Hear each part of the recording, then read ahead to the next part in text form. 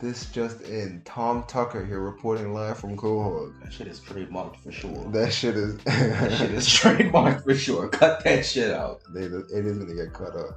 Let's just. We could just. We could call him. Call who? Tom Tucker? No, Seth Green. Seth MacFarlane. Fuck. This guy said his name Seth.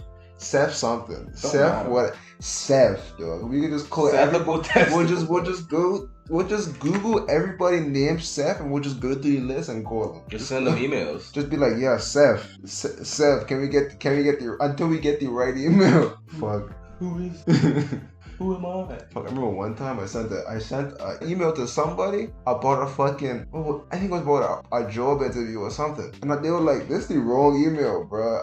This seemed like something important, so I had to respond to you to let you know this is the wrong email. I said, hey, I appreciate it, sorry.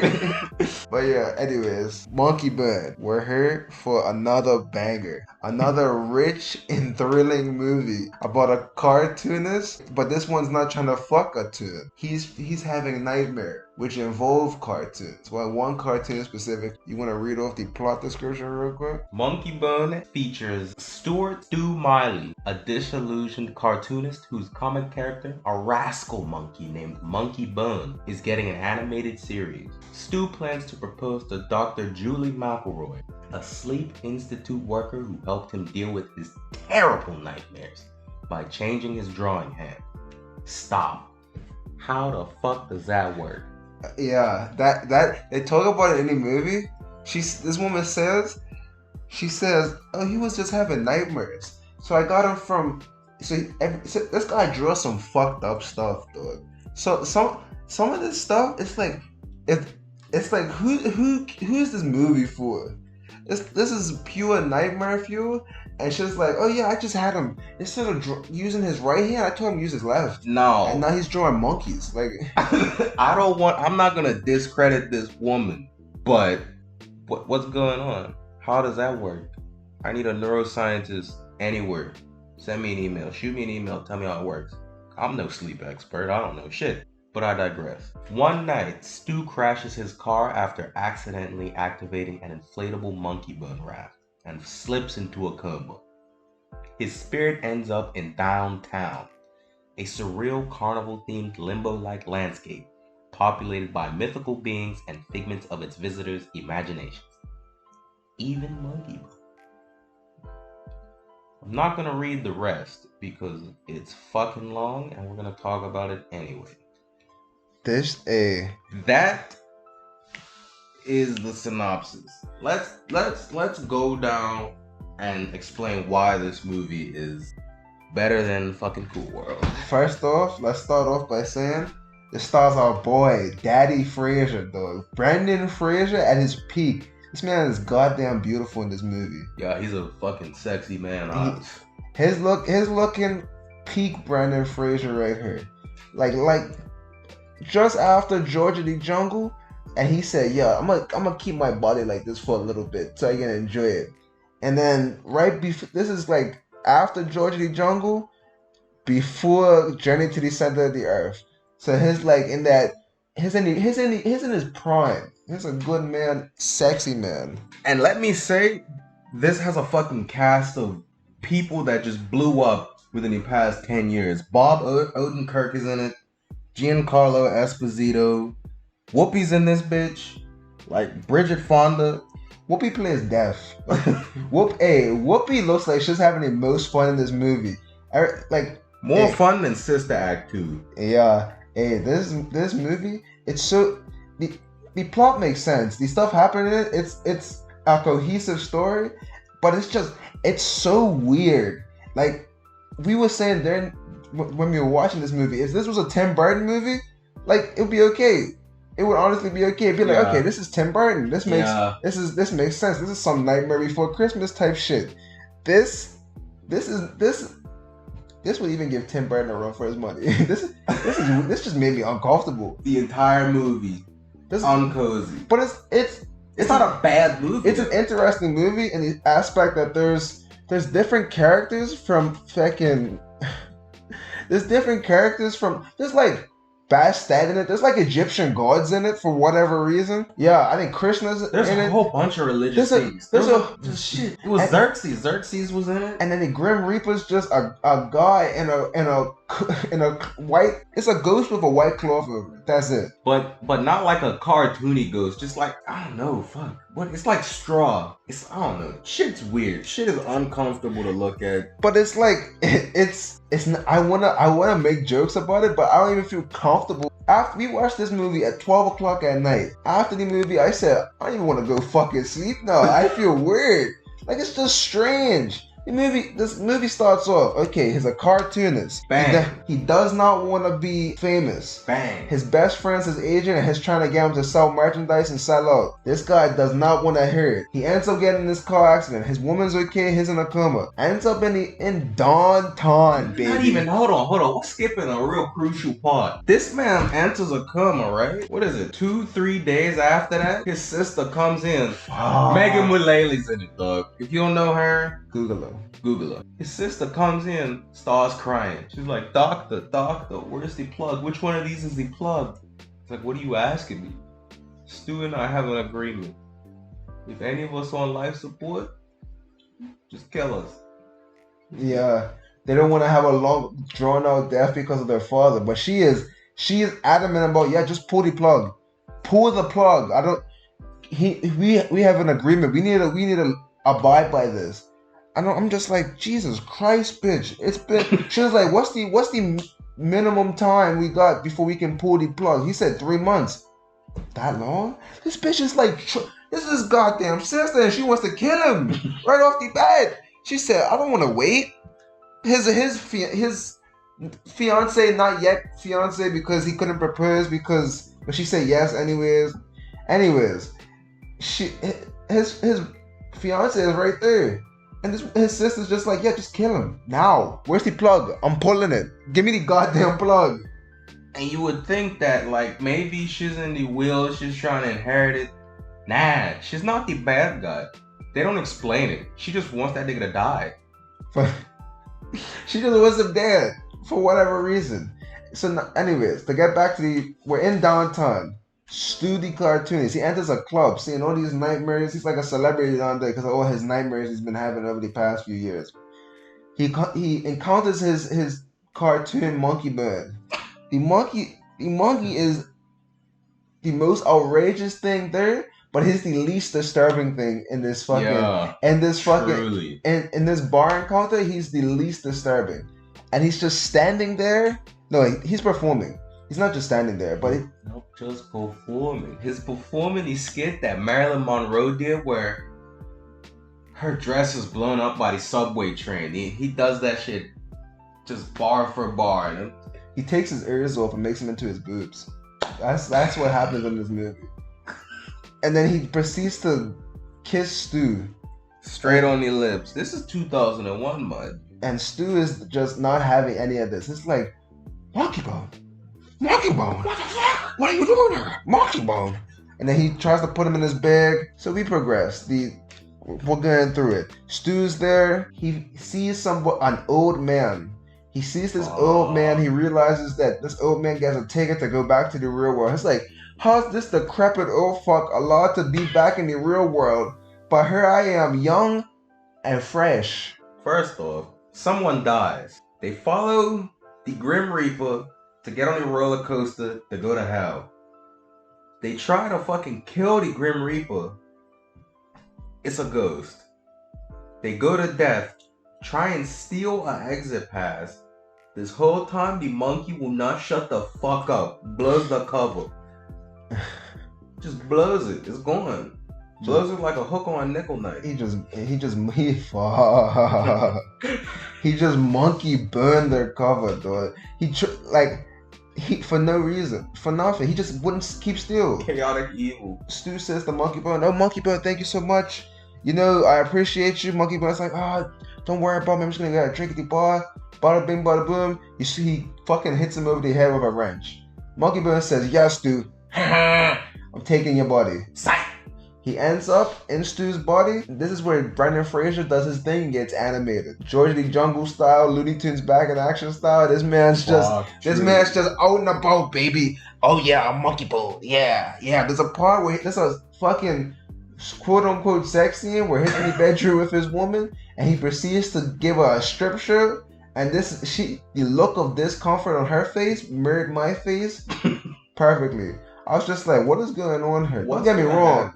I'm not enjoying it. I'm just like, what's going on? Why are we doing this? Why is Monkeybone so disgusting? His fiance is realizing something's up. She's like, I don't understand why he's crazy now. He's doing all this stuff. He's selling out. He's having all these merchandising deals. He only cares about money. Turns out Monkeybone made a deal with the devil. And now this man has to use Stu's fiance's nightmare fuel that she's been working on to try to help Stu. And use that shit to give people nightmares so that in the downtown they can have nightmares for their parties for whatever. whatever. It's never made clear what they just want more people, I guess, But they watch nightmares too, so it's like. And apparently, Stu ain't the first person that this has happened to. They have fucking Stephen King in this bitch. Apparently, they got Stephen King. They got who? Edgar Allan Poe. Yeah, they have. They got not Genghis Khan. Attila the Hun. They just got everybody. Why Stephen King? He's like that damn dog Cujo. Jesus, how you let Cujo screw you over? He ain't got no thumbs. Big fat. How is he holding the exit pass in his mouth? But even that, how Cujo just screw you over, Stephen King? What is it, a beagle? How's a dog in your body, mate? What's going on? How's Attila the Hunter? Is he not already there? Yeah. How? What purpose does having all these dead people here in prison? Stu's getting freed by this kitty lady. He met her in the bar. Oh wait, no, Bastet, right? That's not her name in the movie.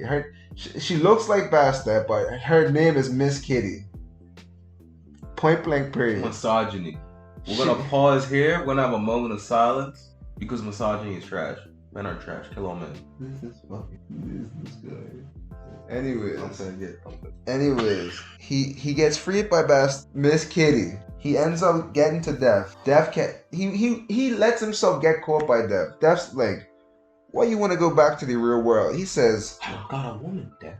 I love her. I love her so much. And she's just like, a woman? Really? Tell me about her. Beautiful? She's beautiful? What else? I love her? Get this guy. Turn her on, Stu. Turn her on. At this point. Turn her on. Death, turn her on. Why gotta turn her on, Death? What you gonna do to me? She said, turn her on. Turn her on, Stu. Bend over, Stu. At this point. Death, what's going on? At this point, a hush falls over the crowd. I'm looking at the screen. Screen's looking at me. Screen's looking at you. You're looking at me. I'm looking at the floor. But it's alright. All Whoopi does is kick him in his ass and sends him straight to heaven or straight to the real world. So, land of the living, man. Whatever the fuck they don't name shit. There's no fucking world building or nothing. But he doesn't end up in his world. No. He doesn't end up in his body. He ends up in the body of a man in a gymnast, an Olympic gymnast who died in a freak accident and snapped his neck. Yes. And he's an organ donor. And so Stu awakens on the operating table with his organs being taken out of this gymnast's body. Enter Bob motherfucking Odenkirk. And then he proceeds to run out of the hospital being chased down by doctors saying, we just want your organs.